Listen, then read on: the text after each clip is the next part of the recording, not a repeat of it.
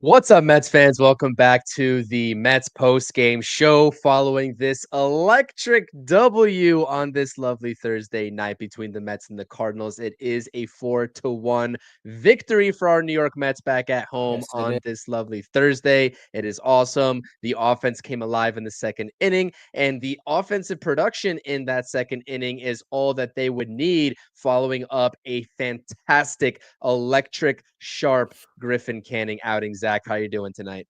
Doing great. A great win tonight. Good to see Griffin Canning get back in there and really deal after having to be sidelined an extra day due, I guess, flu-like symptoms is officially what they were calling it. I know it was some sort of illness. So great to see him dealing. Great to see the bottom of the order really get the job done there tonight. They're the ones who scored all the runs. I mean, Lindor obviously drove in too, but it was really the bottom of the order doing it with two outs, getting on base, driving and runs, and it's a good night. Good night to be a Mets fan.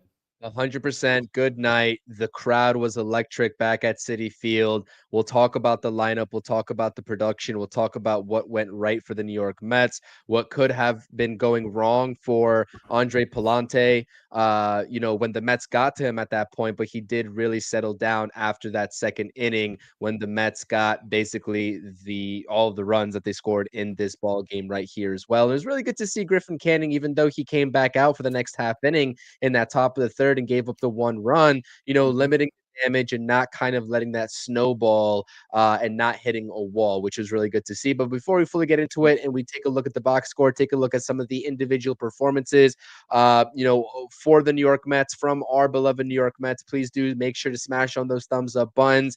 Rob cannot join us tonight on the post game. That's why Zach is here, looking to get Zach a part of this post game on a regular basis as Yes, well sir.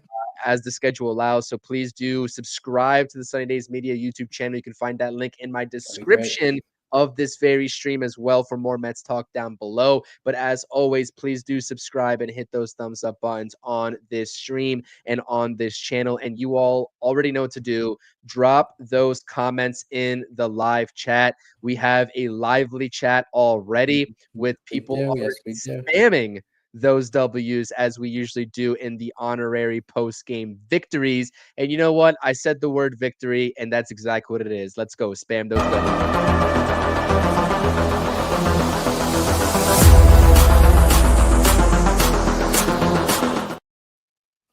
Let's go.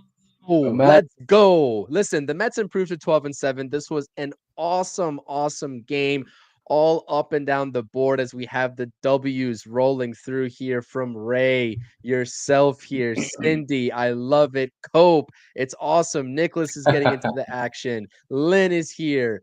I appreciate you all. All the support definitely means a lot. Keep dropping those live chat comments. But let's take a look at the box score here, just really Do it. quickly from the New York Mets. And let's actually assess Griffin Canning and this awesome performance that he was able to put together. Before, it was Tyler McGill throwing about 95 pitches as, I guess, the most volume of pitches that we've seen of any Met starter, and Griffin Yeah. Canning blew right by that at 102 pitches in this ball game for the first time in his Mets tenure in this early 2025 season that he was able to get into and complete the sixth inning. I believe it was 5 2/3, actually, the one game before, not the last outing, but a couple of outings ago for him. But listen, he was Okay. very sharp, only one earned run given up, two walks limiting the traffic on the base paths. But you see here, 3 hits for the Cardinals and 8 strikeouts for Griffin Canning.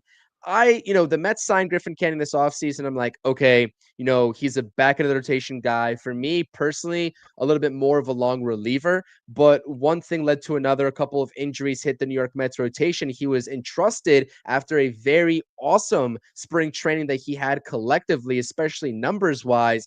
And I think that of the 8 strikeouts that he had today, what was most surprising was that, we've seen him starting to incorporate in spring training.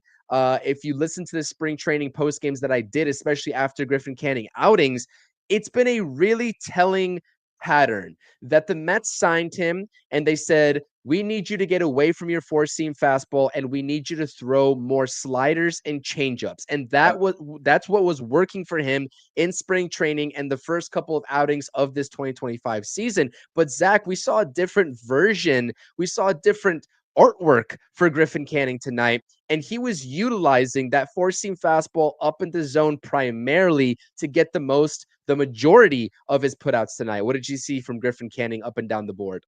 It was a super efficient night for him. I mean, he's someone through the first, I guess this is his fifth start, his fourth start. The first few starts who hasn't been super efficient, has struggled with letting runners on base in form of the walk and just not being able to get through that final sixth inning. And he did that tonight. And it was nice to see Mendoza give him the opportunity to, after he got the quick out for the second out, and Mendoza let him go out there and get another batter. Because I said it to myself, I said to my girlfriend, I was like, he's done after this. I mean, there's no reason to keep him in. He looks gassed, but no, Mendoza had the faith in him, and he gave him that shot, and he came through there.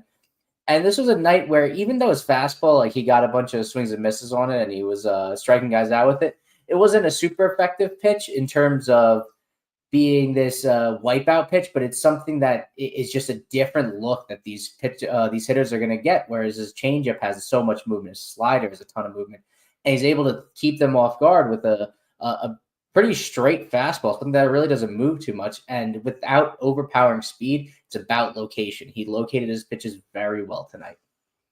Yeah, absolutely. So I'm looking at his Savant page here, and like you said, just not overpowering stuff from Griffin Canning. But when you have a nice late breaking slider at your arsenal, at your disposal, sometimes a 92 to 93 mile per hour fastball is going to do the trick, especially up in the zone. And you see a lot more hitters nowadays that have introduced the uppercut swings and the launch angles, etc., are susceptible to that up Yeah. and in fastball primarily. And I think that's where he found a lot of his success. And there have been times in this early season, not in this outing, and I'll tell you why, that Griffin Canning has utilized his slider on when you look at the overall pitches, right, and the distribution of it, his slider was the predominant pitch.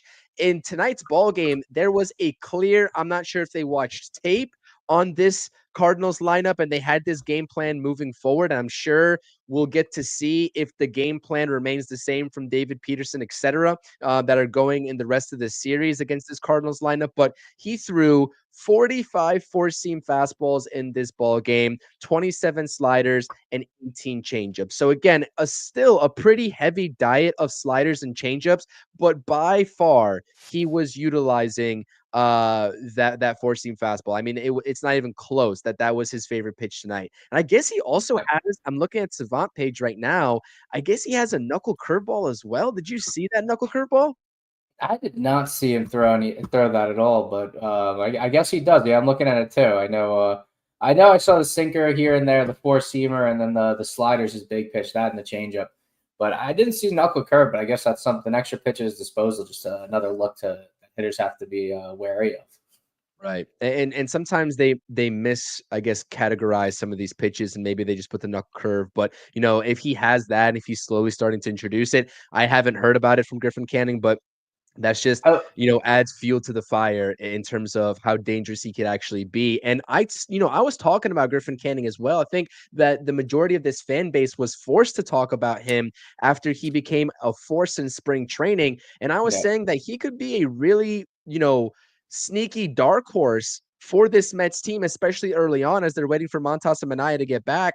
And now, you were kind of, it was kind of up in the air when the Mets pitching staff was, is going to be fully healthy at the time in the beginning of the season. Who's going to be going to the bullpen? Who's going to be going down in general, right out of the rotation? Is it going to be Tyler McGill? Is it going to be Griffin Canning? And I know that Tyler McGill has been otherwise solid, but you'd have to give the edge to Griffin Canning at this point over McGill, right? At least I would. The results wise, yes, I still lean Tyler McGill just based on the stuff. I think he's got the stuff that you see from a frontline pitcher, someone that could take over that top of the rotation, even potentially develop into an ace, as we've been hoping for the past few years. But Canning has shown that he is invaluable and someone that as of this point, at this moment in time, you can't take him out of the rotation. If someone like Manaea was to come back, obviously that's a ways away. But it's who do you replace? Whose spot does Manaea take? I don't know.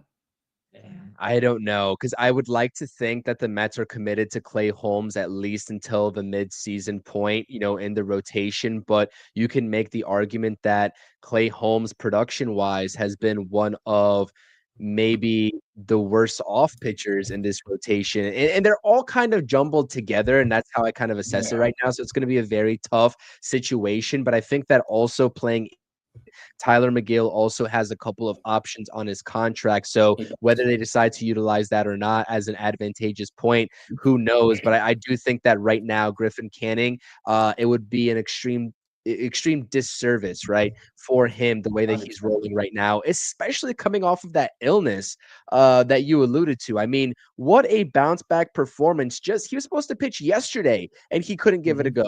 We were talking about potentially the Mets having to go to another bullpen slash opening game, come tomorrow's game if he was able to give it a go today or tomorrow. And they were talking about Brandon Spro and a couple of other different options. And you know what? Mhm. He comes in there in front of the home crowd and he's like, "Give me the ball." And that's That was exactly a what gem. it did. It was awesome to see. It was awesome. And this is also what I wanted to say as well, is that what a find by David Stearns. Again, if you don't know the backstory of 100%. Griffin Canning and how he kind of came about to be a New York Met, he was traded after the 2024 season from the Angels to the Braves in a trade that sent Jorge Soler over there to Anaheim. And, the Braves shortly after that point cut him and they DFA'd him. And then Yeah. not too long after that, David Stearns swooped in and gave him that major league contract worth 4.25 million, and the rest is history. And the pitching lab also, I know that it gets talked about a lot, but maybe not enough, that the Mets have slowly started to incorporate over the last few seasons. And now you're truly starting to see the benefits. You saw it last season with Manaea, Severino, etc. Now you're starting to see it with guys like Clay Holmes, Griffin And Griffin Canning. Canning, yeah. The list goes on and on and on, man. It's awesome to see. It really is. I mean, they're turning guys into true starters where you really wouldn't expect them to be, which is a testament to David Stearns and his knowledge of the game. Absolutely, absolutely. I am looking through the chat here. Um, Shout out to you guys. Shout out to everybody, ladies and gentlemen, in this chat right now. It is lively. Keep dropping those live Ooh, chat comments. Uh, Tomorrow, even warmer weather, even larger win. I like that philosophy 100%. I hope Listen, you so. Listen, you take all the warm weather days you can get in the goings of April so far. I'll take that 100%. And again, the beautiful thing about baseball is that we talk about tonight, we talk about the result, whether it's a win or loss. Thankfully for us, it's a win, and Yeah. we're right back at it tomorrow talking about a different game. That's what I love about baseball. So let's transfer. And Game is saying Griffin Canning for Cy Young. That's funny. Never know. I would pump the brakes a little bit on that, but listen, he's pitching pretty well, so that's fine. Listen, let's talk about the Mets offense here and transition over from what, I guess let's not, and let's Yeah. talk about the bullpen really Okay. quickly. Reed Garrett kind of struggled a little bit, posted a 0. I'm not worried about Reed Garrett. I know that you're a really big Reed Garrett Oh fan, yeah. as am I. AJ Minter also continued to look good as well, but I Very think good that outing for this him. type of performance tonight by Edwin Diaz could be a huge boost of confidence for him moving forward. Settled his nerves, settled a lot of nerves with the Mets fans. And like I've said in a few of our streams so far, he's someone that it's I think after this injury, he needs more time to get ready. You saw the first at bat was a Nolan Arenado where he walked him. And then after that, just completely settled in, just like yesterday, or was it yesterday or 2 days ago when he kind of came out there. He was not sharp at all, but then after a batter or two, he was able to settle in, and you saw the fastball velo tick up, the slider looks sharper. And this is someone that I think over time, as the season goes on, he's going to get sharper and sharper. And you saw it tonight. He looked very good after that first batter. Yeah, absolutely. He does start off with another walk tonight, I believe, and it was Yep. yesterday, if I'm not mistaken, that he came in to lock it down in the ninth inning to sort of send it over to extra innings. Yes. But Yeah. It was last. It uh, was yesterday. Yeah, and so it's the slow starts in these innings for Edwin Diaz before he's able to fully ramp it up. If he's able to just curb those initial walks and not make it, that much harder on himself to get the subsequent outs, that's going to do him a lot of justice in terms of moving forward, having successful season. But he's got to limit those walks. But the slider, when he was fully ramped up in this outing, right tonight, Nasty. I mean, a nasty slider. It was awesome to watch. That's a classic Edwin Diaz slider right there that we saw tonight. Yeah, it's something that you see. It's a complete. It fools righties where that thing's just completely breaking away from them, dives off the plate, and then he has the fastball to back it up with that just running in on their hands. So it's able to really play off of the slider, and that's the key pitch. He needs to get that going, then he can start throwing the fastball, and it really doesn't matter where it goes because you're sitting there, you're thinking this is going to break down and away or down, away to his glove side, and then you have something that's running away to his arm side. It just completely keeps hitters off balance. 100%, 100%. Okay, so we got 75 people watching the stream right now. We're about 17 minutes into the stream. Please do, if you're over here on Thumbs YouTube, up. smash those thumbs up buttons. It helps the channel out a lot. It helps us out a lot. If you're over on X watching this live feed, come over to the YouTube. Make sure to hit the subscribe button and also hit the thumbs up button for us as well. We would thoroughly appreciate it. Coming at you all 2025 long with Mets videos, Mets polls in the community tab, pregame and postgame streams, everything that you need to know about the New York Mets, schedule permitting on our end, because again, we do have lives outside of the the New York Mets baseball scene, but we love this team and we love covering this team, so that's why we are here on a very Not a full-time consistent job basis. yet. Yeah, exactly. Yeah. Not yet. That's the goal. That's the goal. Let's talk about the lineup, right? Let's talk about the lineup from Lindor all the way down to Tyrone Taylor. Listen, Yep. we came on the pregame. I had a couple of words for the lineup construction, and I was like, listen, at the end of the day, I don't really care who's in this lineup because I think that the Mets should be scoring runs no matter who you put out there in the lineup. That's just how deep this offense is supposed to be. We haven't seen it consistently just yet. But Mendoza, especially after back-to-back losses in Minnesota to lose that series, kind of went with the gutsy move and went with, guys like Starling Marte. He backed a multi-hit game from Brett Beatty, the first of the season in Minnesota, with another Brett Beatty performance that ended up in another multi-hit game. Shout out to Brett Yep. Beatty. Way, as much as I've talked about him versus Acuna, and I've been a big Luis Angel Acuna supporter, and I was just kind of like with Brett Beatty, the mentality that I've been having is, listen, I would like for him to succeed. I haven't seen it, and until I see it, then I can't believe it, right? Well, he's Mhm, slowly mhm. starting to figure things out, and he's gaining more confidence up there at the plate, which is awesome. I'm very happy for him. But yeah, it was kind of like I was wondering what the I guess, plan was with the lineup and, in terms of the matchup. And you know what? Mendoza does it again. They get enough offense. 4 runs is not the peak offense that you'd hope for out of the New York Mets. There's still some stuff there that's left in the tank, I think, and room for improvement, but a pretty decent output from top to bottom. And it's gotta feel really, really good for Mark Vientos to lead off 100%. the Mets scoring in this ball game with that opposite field home run that I believe went off the bottom of the foul pole. So, walk me through the lineup here and what you saw offensively tonight. I mean, starting with Lindor, just a great game by him, leading off the game with the single and just able to just find his way on base and just work the counts and just continue to get better and better. We'll see it as the season goes on. He's going to be someone that's going to continue to get better, and as the weather gets warmer, obviously you see an offer from Soto. But as I sent you the DM, 2 hard hit balls. I mean, those 2 ground ball outs. You heard the boos in the stadium. You hear the discourse on Twitter, but if you dive into the advanced stats, both ground ball outs had an expected batting average of over 500. So that's just a bit of unluck that he's running, a bit of unluckiness he's run into. After that, Alonso, an offer, but I'm not worried about him. He's been red hot. He's been having himself a tremendous start to the season, like you touched on with Vientos and Beatty. Good to see them have. There we go. There we go. It's good to see Vientos break out with that nice solo home run in the bottom of the second there to kick things off for the Mets. And then after him, to see guys like Marte have himself a nice day, continue the inning there. Beatty Taylor. Taylor had himself a really nice night. I know he only was 1 for 3, but he was hitting some balls hard all night. So good to see top to bottom because we haven't had that production out of the bottom of the order. No, I'm not also yet. curious. I'm curious to see what happens with the DH position. Like I said, Marte was 1 for 3, but still, I'm not super confident in him or Winker for that matter going forward. I wonder if when McNeil comes back, this is something they kind of maybe try to play with Vientos DHing, moving Beatty to third and Acuna in center, or McNeil at second, McNeil center, whatever happens. So I'm sure we'll dive into McNeil in a little bit, but Yeah, that's yeah, something I'm curious to see.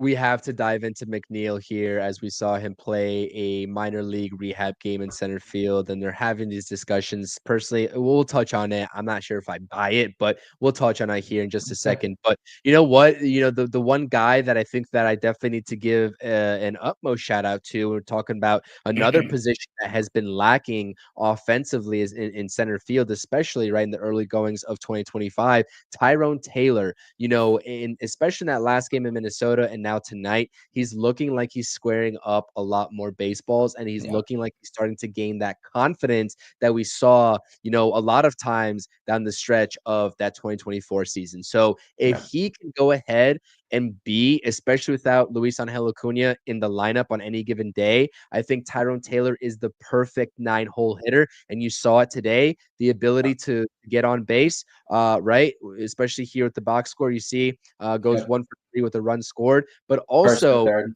the speed, right? The first and third, and the awareness on the base paths, because that was such an unusual play with Francisco Lindor getting the RBI, but then he doesn't get credited for the second RBI with Tyrone Taylor Yeah. coming Fielder's around. choice. Is a fielder's choice, but what a lapse, in the minds of the Cardinals infielders to allow Francisco Lindor to get into a rundown while clearly waving Tyrone Taylor home. And Tyrone Taylor just notices that and is able to get home with ease for the game's fourth run, or for the Mets' fourth run at that point. So I think that I like Luis Angel Acuna as a 9-hole hitter. You can think of it as a guy that has the ability to get on base at a high clip and flip the lineup over to the top of the lineup, a Yep. second leadoff hitter of sorts. And if it's not Luis Angel Acuna, if Tyrone Taylor is able to replicate nights like tonight, and maybe game 3 Minnesota, the rubber match, I like my chances with him in a 9-hole for sure. Yeah. Yeah. Agreed. And it's good to see some production out of that position because when Jose Siri was in there, it was pretty much an out almost every at bat. And then Tyrone Taylor in his limited opportunities while Jose Siri was healthy. It was a pretty dead position. So it's good to see that production in the last game and then in this game too. 100%. And Ken, who's been driving this point home all stream long so far, when there's positives, there's going to be a negative somewhere. That's the way that baseball works, apparently. What do you think about Nimmo? I mean, clearly he's just not in his right. It's not in the right sorts right now at the plate. The production hasn't been there clearly with the numbers. I think Yeah. we all know that.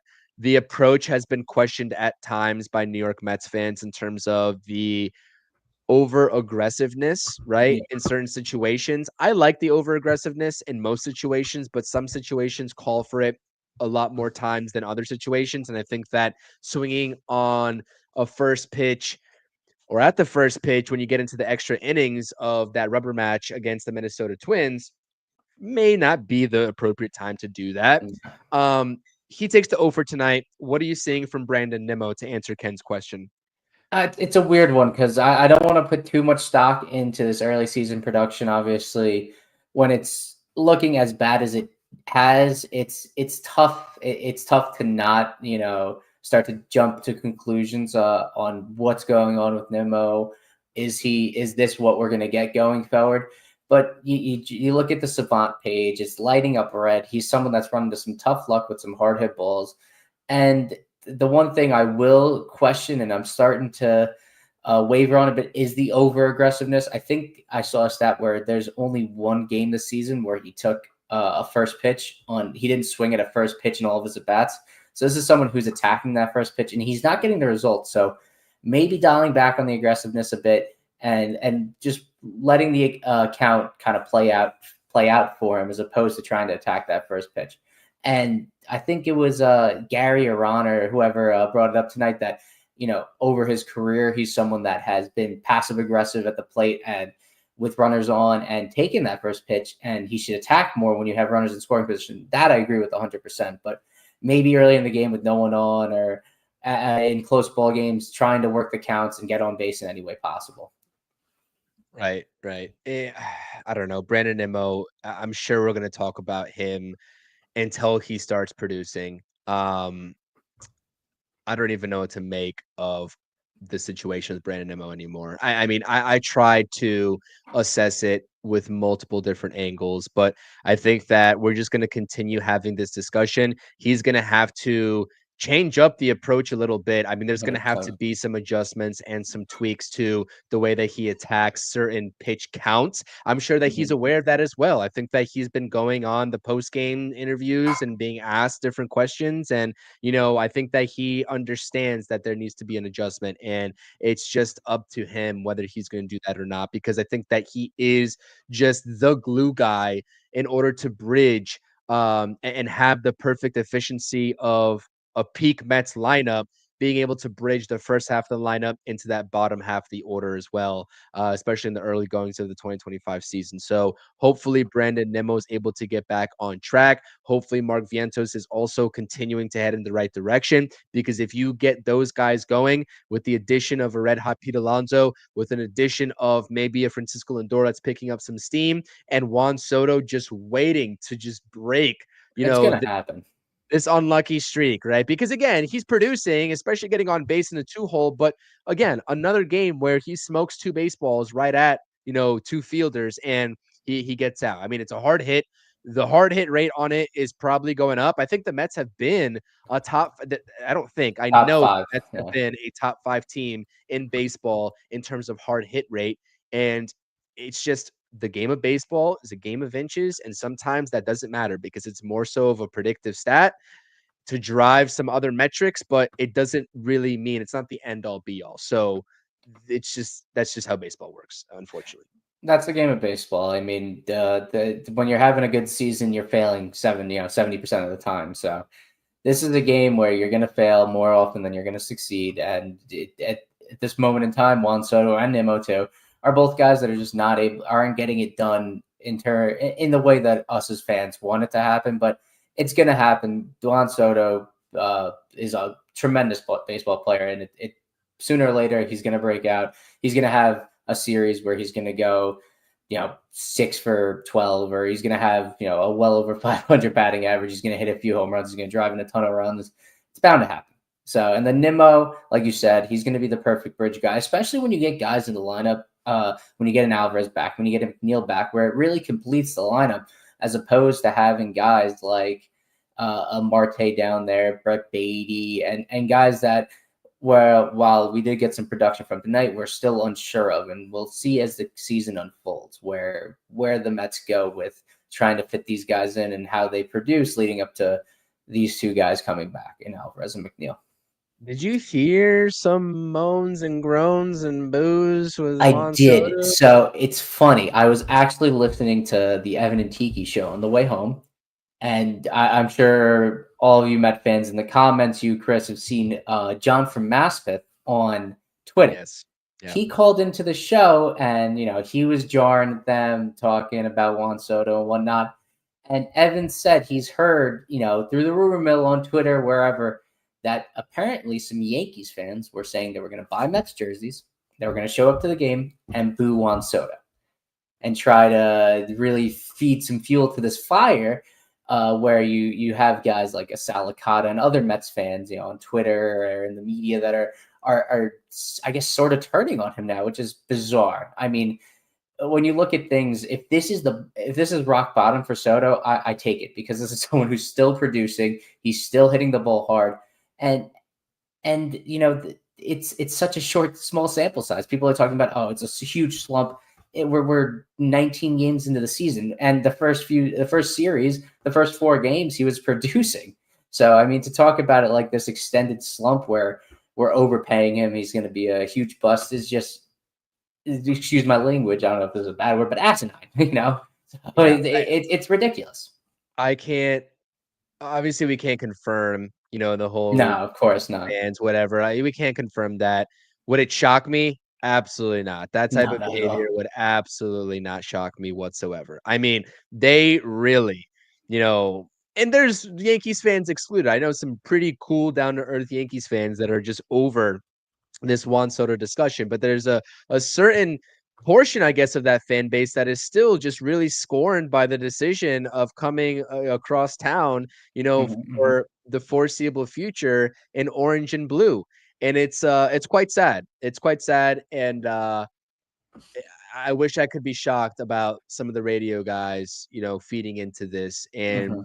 because they're not gullible, they know exactly what they're doing. You know what I mean? Like they're not They try gullible. to drive up the ratings, and this is how you bring the ratings up. You get people to listen by creating a a non-headline situation, which it really isn't. I mean, it's baseball. Guys are going to go through slumps. Juan Soto had Right. a month last year. He batted 200. He's batting 220, 230 right now, and he still has an OPS over 800. So this is someone Right. who is going to turn it around.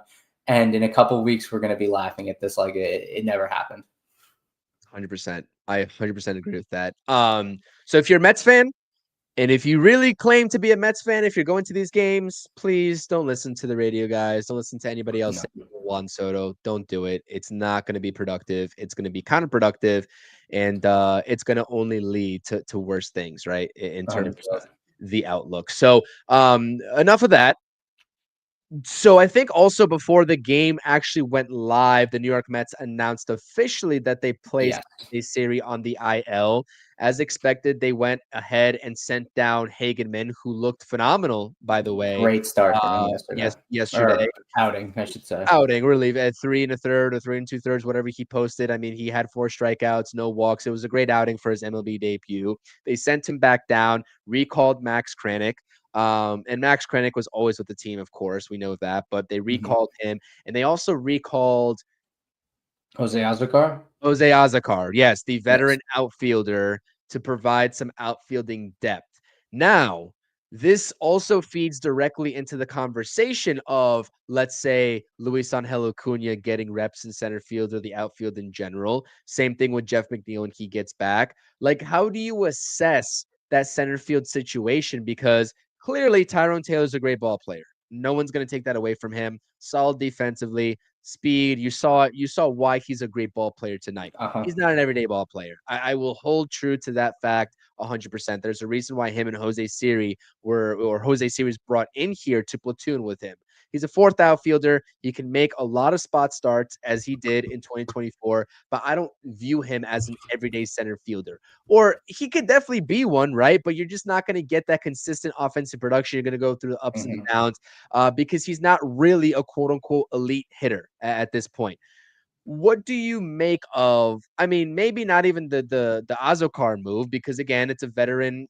This move doesn't shock me that they went with a guy like Jose Azokar because they No. tend in these situations to favor the veteran presence, and we've seen it before. So what do you make of this? What do you make of McNeil getting reps in center field in his rehab assignments? I mean, he played 6 innings of center field today. He took the over 3, I believe, in a single A performance when he was making the rehab. I mean, I think the last 2 games he's been playing center field with these rehab games. Do you think? I think that it's just not true. I don't think that I'm willing to believe any of that in terms of the Mets actually thinking that's a real consideration at the major league level. But stranger things have happened. Mhm. Desperate times in center field could call for desperate measures, although I wouldn't really call it quite desperate. I wouldn't label it that just yet. What do you think of the situation?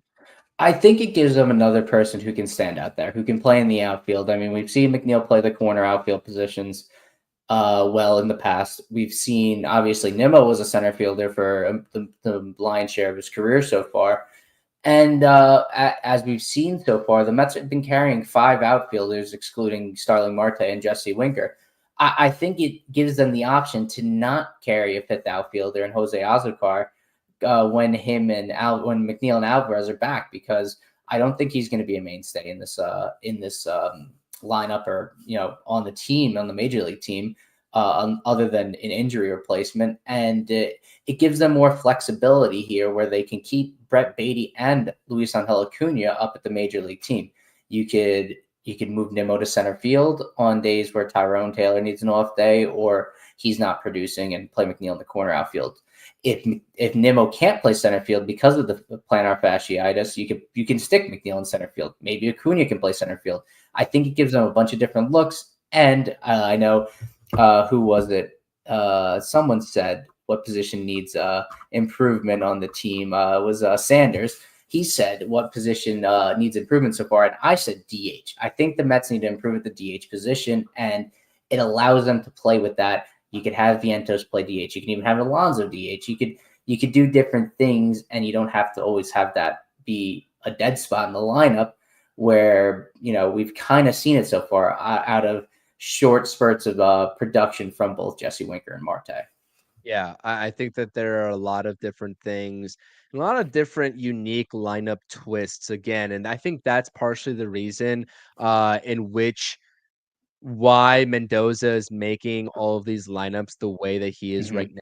That he knows that there's going to be so many different variations, both positionally and also just the batting order of it all outside of the top three guys, that he's trying to find out what sticks and what doesn't, Mm-hmm. especially with the guys that they have to make decisions on before the mainstay guys come in. And even when the mainstay guys come in, I'm looking at Jeff McNeil and I'm like, well, is he really going to be playing second base on a consistent basis for the New York Mets, or are they going to allocate him elsewhere? The one thing that I also want to talk about, because I Yeah. think a lot of Mets fans, and this is the same topic that we're talking about here for center field, but a lot of Mets fans I've been hearing and seeing, and this is another thing where I'm like, I won't believe it until I actually see the Mets commit and do this. I don't think that Brandon Nimmo is going to be an option in center field no matter No, what. I was going to ask you if you agree with that or not, because I think a lot I of don't. Mets fans are expecting him to move back to center field, but I'm not buying it. No, I don't think so. I mean, I think like I said, I think it's in a pinch, it's an emergency situation. He can play center field. He's been a solid center fielder in the past, but I think his limited mobility has hampered him between last year and then the start of this year. And I don't think he can play a good center field. I think that's something that they can go to if need be, but I do not see him playing that on a regular basis. It's Tyrone Taylor's job, and I think that's the reason they're giving Jeff McNeil looks there. I think that's the reason you've seen Acuna get looks there, even Jet Williams down in the minors, and I wouldn't be surprised if we start seeing Drew Gilbert play center field in AAA. Yeah, Drew Gilbert also Rock, did his yeah, he's hot awesome. start, hot start. Love Drew Gilbert, and he's showing out with the home run potential as well. Recently Mm-hmm. did get the call back up to AAA. I believe he was making rehab starts In St. Lucie, yeah. in St. Lucie, right? And then so he got the recall to AAA. I'm really expecting him because he dropped in the Mets prospect rankings from like top 3 or 4. He was Actually, two.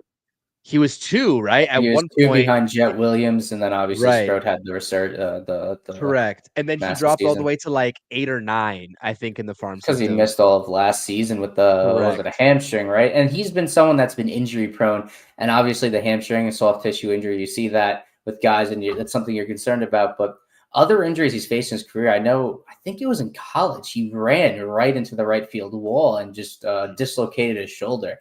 And you'll see that if you watch any AAA games, and if and when I think he will be up sooner rather than later when he gets up here. He is a firecracker. He is going to go balls to the wall every play, every at bat. It's kind of what we saw from Nimmo earlier in his career, where he'd sprint down to first base. You're going to see that. You're going to see him in the outfield like a young Bryce Harper, where he's just giving up the body to make the play.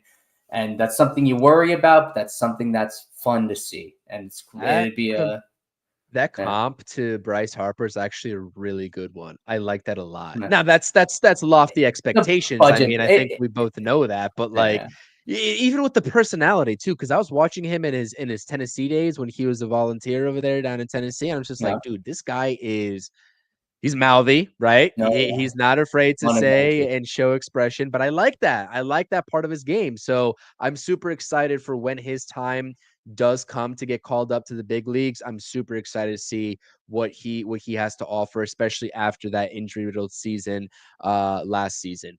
Now, I think that lastly in this post game, we're about 40 minutes in here. We're covering basically everything that you need to know at this point. Again, super Yeah. straightforward game. All the scoring happened within, I guess, one inning. I guess the top or the bottom of the Bottom of the second second and the top of the top of third. the third, right? So, there's not really much else, other action minus the brilliance of Griffin Canning to kind of assess, which we took the first 15 minutes of the stream to do. But this is an awesome comment as well that is kind of thought provoking in terms of the DH situations. Are you buying this? Or are you selling this in terms of Ronnie Mauricio potentially? I'm not saying I listen, I would take a step down in terms of, Yeah. the full-time DH, but a semi-consistent, at least in the platoon role of DH by August. Are you buying or selling what Sanders is saying here? I'm not buying Ronnie Mauricio as the DH this season, but what I am going to point to with that being brought up is the DH position. Like I said before, I do not think Jesse Winker and Marte will be in that role come end of the season. You'll see them on the roster. You might even see someone like Marte find his way off the roster come later in the season. I wouldn't be shocked to see that. And I think you see another maybe full time or part full time DH that's getting the lion's share over them, because right now it's a true split. I mean, we've seen probably an equal amount of both Winker and Marte, and neither of them are produced. And I think it's something the Mets need to look at to try to find a somewhat permanent solution this season, whether it's on the roster, in the organization, or externally. And come July, we'll start talking about that. Yeah, 100%, 100%. I think that we're still a little bit of a ways off in terms of the Ronnie Mauricio discussion. Also, just while we're on it, I think it's something like, as we've seen with McNeil getting reps in center field, Acuna being able to play multiple positions. The Mets have a lot of players that can play multiple positions, and to Yeah. have two guys that are basically DHs. That Winker is not a good outfielder; he can play there in an absolute emergency situation. And same with Marte, who came up as a corner outfielder, was a great defender and has lost a ton of speed, a ton of range out there, and is just almost unable to play the field. To carry two guys on the roster where you're very limited in having 13 position players, I'm shocked that this has not been addressed yet. I'm 100% certain that it will be addressed come July. Agreed. I could not have said it more perfectly myself. That is a fantastic point right there. 100%. There's nothing to add on to it because I agree with that take Yeah. by and large. Let's see here. This is the other thing that I wanted to address as well from Ken. When is Mania due back? We don't exactly know the timetable, but we do know that the latest MRI that he got showed improvement, and Yeah. he is resuming Throwing. as of 2 days ago light throwing. So he is progressing, but there's still no clear timetable in terms of when to expect him back because, as we all know, he's past schedule. I mean, Yeah. he had a step back and he had to get shut down for an additional 2 weeks. And you Mm-hmm. just never know with these oblique injuries, especially, with these pitchers that rotate their body in a very erratic manner Yep. when something like that can get re-aggravated. It's just the biomechanics of throwing a baseball, unfortunately.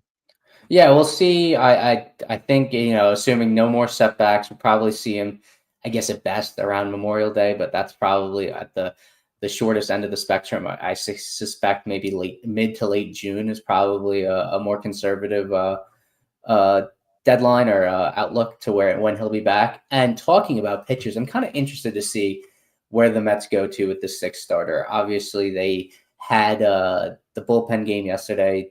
Brazabanta, Hageman. Where do they go come? I guess that's going to be in the next series against the Phillies. Who they go to, because obviously there's not many players you want to take off this out of this pitching staff right now. None of the starters and none of the relievers outside of Danny Young. So I'm curious to see where they go. Are you talking about when somebody comes back, like when No, like the next because they're going to a 6-man now. Where do they oh, go okay, okay, okay, okay. to the next turn in the order for the quote unquote 6-man? Is it going to be And another bullpen game, or is it going to be Hageman? I mean, it can't be Hageman. Would it be yeah, it Tidwell's? can't be Hagenman. I guess Jose Urena, right? The Urania is an option as well. I wouldn't be mad at that.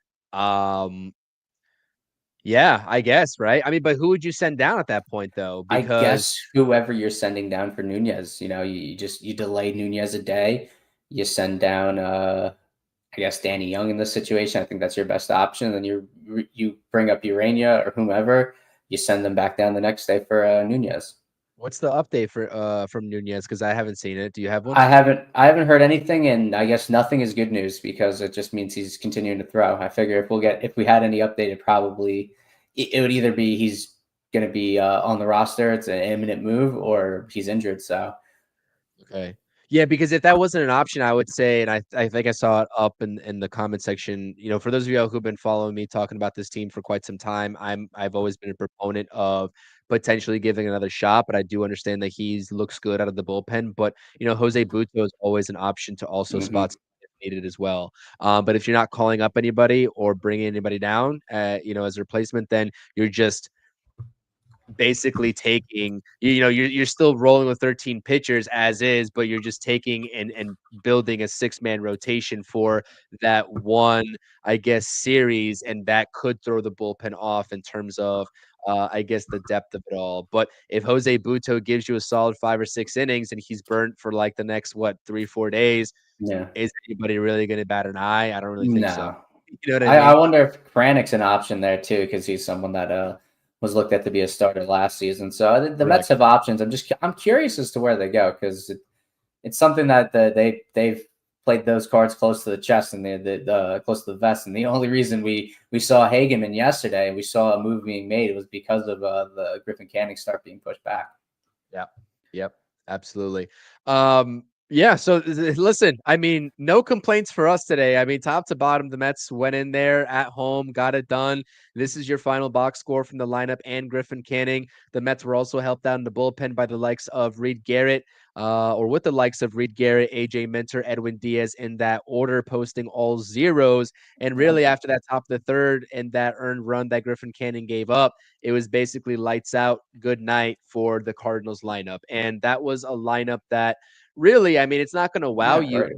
That you know, coming into the series, the Cardinals being at 9-9 even kind of shocked me. I'm like, all right, they're finding ways to win somehow because this is a team like we also talked about that did nothing in the offseason. They did absolutely nothing. They didn't improve and they didn't really get worse if you think about it. But Not at you all. know, it's always good to beat the Cardinals. I'll say that.